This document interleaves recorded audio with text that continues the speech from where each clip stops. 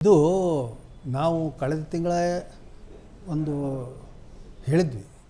ಇದೇ ನಮ್ಮ freedom TV ಡಿಬೇಟ್ನಲ್ಲಿ Rahul ಗಾಂಧಿಯವರು ವಿದೇಶದಿಂದ ಬಂದ ಮೇಲೆ ಇದರ ಚಿತ್ರಣನೇ ಬೇರೆ ಆಗುತ್ತೆ. ಅದನ್ನು ನಾವಾಗೇ ಹೇಳಿದ್ದಿಲ್ಲ. ಕಾಂಗ್ರೆಸ್ ಒಳವಲಯದಲ್ಲಿ ಡಿ ಕೆ ಶಿವಕುಮಾರ್ ಅವರ ಒಂದು ವಿರುದ್ಧ ಇರತಕ್ಕಂಥ ಧ್ವನಿಗಳು ಮಾತಾಡ್ತಾ ಇದ್ವು. ಅದನ್ನು ನಾವು ಹೇಳಿದ್ವಿ. ಏನಂತ ಹೇಳಿದರೆ ಅವ್ರು ಬರ್ತಾರೆ, ರಾಹುಲ್ ಗಾಂಧಿ ಇದನ್ನು ಸ್ಟಾಪ್ ಮಾಡ್ತಾರೆ ಅಂಥೇಳಿ. ಆದರೆ ಇದು ಸ್ಟಾಪ್ ಆಗಿದೆ ಅಂಥೇಳಿ ನಾವು ಹೇಳಲಿಕ್ಕೆ ಹೊರಟಿಲ್ಲ. ಆದರೆ ಏನಾಗ್ತಾ ಇದೆ ಅಂತ ಹೇಳಿದರೆ, ನಿನ್ನೆ ಒಂದು ಪತ್ರಿಕಾ ಪ್ರಕಟಣೆ ಬಂತು.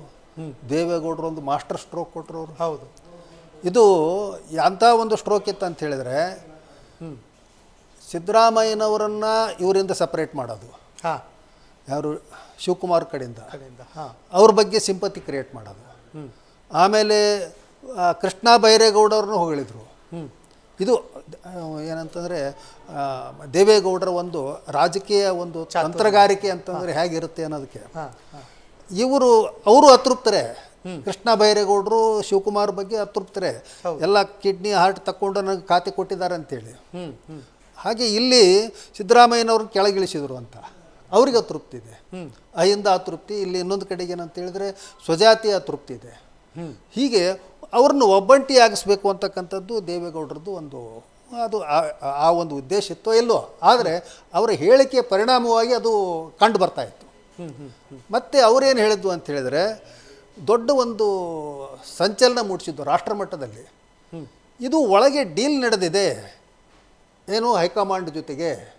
ಸಿದ್ದರಾಮಯ್ಯನವ್ರನ್ನ ಇಳಿಸಿದರೆ ಮಾತ್ರ, ಇಳಿಸಿ ಇವರಿಗೆ ಒಂದು ಪಟ್ಟ ಕಟ್ಟಿದರೆ ಈ ಬಿಡದಿ ಯೋಜನೆ ಆಗುತ್ತೆ ಅಂಥೇಳಿ. ಅಂದರೆ ಈ ಬಿಡದಿ ಯೋಜನೆಯಲ್ಲಿ ಹೈಕಮಾಂಡನ ಒಂದು ಲಾಭದ ಒಂದು ದೃಷ್ಟಿ ಇದೆ ಅಲ್ಲಿ. ಒಂದು ಅದಕ್ಕೆ ಆಗಿ ಅವ್ರೇನಪ್ಪ ಅಂದರೆ ಈಗ ತೆಗೆದು ಇವ್ರನ್ನೇನ ಮಾಡಿದ್ದಾರೆ, ಡಿ ಕೆ ಶಿವಕುಮಾರ್ ಅವ್ರನ್ನ ಮಾಡಿದ್ದಾರೆ, ಸಿದ್ದರಾಮಯ್ಯನವರಿಗೆ ಕೊಟ್ಟಿದ್ದಾರೆ ಅಂಥೇಳಿ.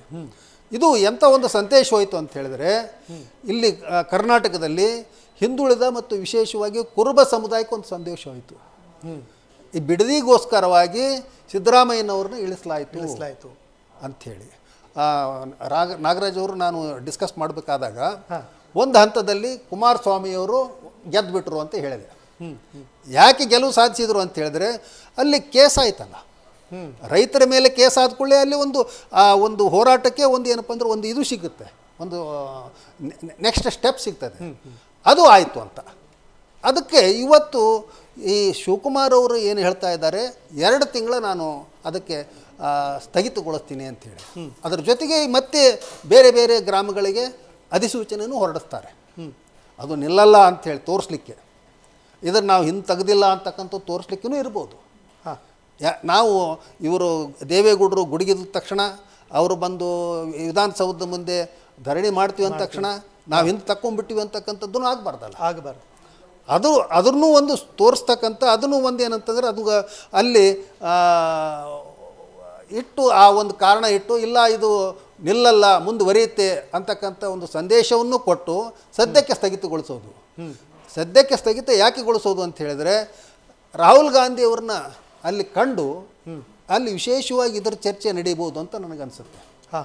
ಈ ಹೋರಾಟದ್ದು ಅದು ಈ ಮಂತ್ರಿಗಿರಿ ವಿಸ್ತರಣೆಗಿಂತ ಇದು ಮುಖ್ಯ ಆಗಿಬಿಟ್ಟಿದೆ ಅಂತ.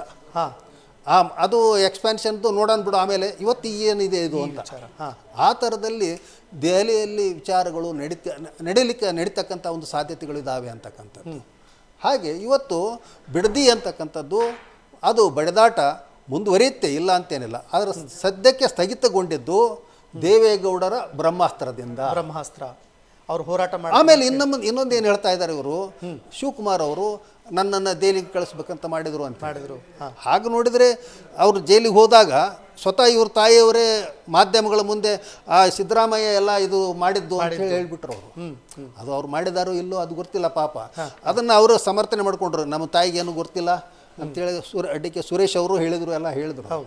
ಆದರೆ ಇದು ಇವತ್ತೇನು ಹೇಳ್ತಾ ಇದ್ದಾರೆ, ಯಾರ್ಯಾರು ಮಾಡಿದ್ರು ಏನೇನು ಮಾಡಿದ್ರು ಎಲ್ಲ ಹೇಳ್ತೀನಿ ನಾನು ಅಂತ ಹೇಳಿದರೆ, ಅದು ಯಾರ್ಯಾರು ಇದ್ದಾರೆ ಅಲ್ಲಿ ಇವ್ರನ್ನ ಜೈಲಿಗೆ ಕಳಿಸುವವರಲ್ಲಿ ಅಂತಕ್ಕಂಥದ್ದು ಅದನ್ನು ಸಹಿತ ಇವತ್ತು ಅವರು ಭಾವನಾತ್ಮಕವಾಗಿ ಹೇಳಿ, ಅದು ತಮ್ಮ ಒಂದು ಸಮುದಾಯದಿಂದ ಆ ಒಂದು ಈ ಒಂದು ಪ್ರಾದೇಶಿಕ ಒಂದು ಭಾವನೆಯನ್ನು ಒಂದು ಆಕರ್ಷಿಸಿಕೊಳ್ಳೋದಕ್ಕೆ ಸಂತಾಪವನ್ನು ಇದು ಏನಂತಾರೆ ಅನುಕಂಪವನ್ನು ಗಿಟ್ಟಿಸಿಕೊಳ್ಳಿಕ್ಕೆ ಏನಂತಂದರೆ ಆ ಥರ ಮಾಡಿದ್ದಾರೆ ಇವತ್ತು ಹೇಳಿದ್ದಾರೆ. ಭಾವನಾತ್ಮಕ ಒಂದು ಹೇಳಿದ್ದಾರೆ. ಆಮೇಲೆ ನನಗೆ ಹೊಡೀರಿ ನೀವು ಅಂತ ಹೇಳಿದ್ದಾರೆ ಯಾರು ಶಿವಕುಮಾರ್ ಅವರು. ನನಗೆ ಕಸ್ಬರ್ಕೆ ತೊಗೊಂಡು ಹೊಡೀರಿ ಅಂತೇಳಿ ನೀವು ಹೇಳಿದೆ. ನಿಮ್ಮ ಸರ್ಕಾರದ ಅಧಿಕಾರಿಗಳು ಅಲ್ಲಿ ಹೋಗಿ ಅದನ್ನೇನು ಮಾಡಲಿಕ್ಕೆ ಸಾಧ್ಯ ಇಲ್ಲ. ಆಮೇಲೆ ಎಲ್ಲ ಇವತ್ತು ಏನು ಟೆಲಿಫೋನ್ ಮಾಡಿ ಇನ್ನೊಂದು ಮಾಡಿ ಪೇಜರಿಂದ ಮೆಸೇಜ್ ಕೊಟ್ಟು ಆಮೇಲೆ ತೊಗೊಳ್ಬೇಕಾಗಿಲ್ಲ. ಆ ಕ್ಷಣಕ್ಕೆ ಎಲ್ಲ ಗೊತ್ತಾಗ್ತಾ ಇರ್ತದೆ. ಅಲ್ಲಿ ಕೇಸ್ ಹಾಕಬೇಕು ಹಾಕಬಾರ್ದು ಅಂತ ಹೇಳಿದ್ರೆ ಹಾಕಂತಲೇ ಹೇಳಿರ್ತಾರೆ.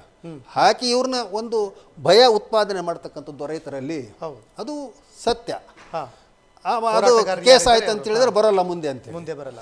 ಈಗ ಡೆಲ್ಲಿ ಒಳಗಡೆ ಕೇಸ್ ಆಗಿದ್ದು ನರೇಂದ್ರ ಮೋದಿ ಸರ್ಕಾರದ ವಿರುದ್ಧ ಗುಡುಗಿದ್ದು ಮತ್ತೆ ಅದನ್ನೇ ಇವತ್ತು ಇಲ್ಲಿ ಮಾಡ್ತಾ ಇದ್ದಾರೆ. ನಾಳೆ ರಾಹುಲ್ ಗಾಂಧಿ ಅವರು ಇಲ್ಲಿ ಬಂದ್ರೆ ಕೇಳ್ತಾರೆ ಜನ.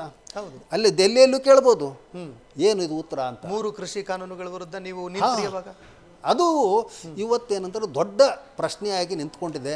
ಅದು ಡೆಲ್ಲಿ ಭೇಟಿಯ ನಂತರ ಏನು ವಾಪಸ್ ಬರ್ತಾರೆ ಆವಾಗ ಅದ್ರ ಬಗ್ಗೆ ಎಲ್ಲ ಏನಂತ ಕೂಲಂಕುಷವಾಗಿ ಏನಂತಂದ್ರೆ ಗೊತ್ತಾಗುತ್ತೆ. ಅದನ್ನು ನಾವು ಅವಾಗ ಇನ್ನೂ ಯಾವ್ಯಾವ ಹಿನ್ನೆಲೆಯಲ್ಲಿ ನಾವು ಚರ್ಚೆ ಮಾಡಿದ್ವಿ ಮತ್ತು ಅದಕ್ಕೆ ಯಾವ್ಯಾವ ರೀತಿಯಲ್ಲಿ ನಾವು ಭವಿಷ್ಯ ನುಡಿದಿದ್ವಿ ಅದು ಆಗ್ತಾ ಇದೆ ಅಂತಕ್ಕಂಥದ್ದನ್ನು ಸಹಿತ ನಾವು ಹೇಳ್ಬೋದು.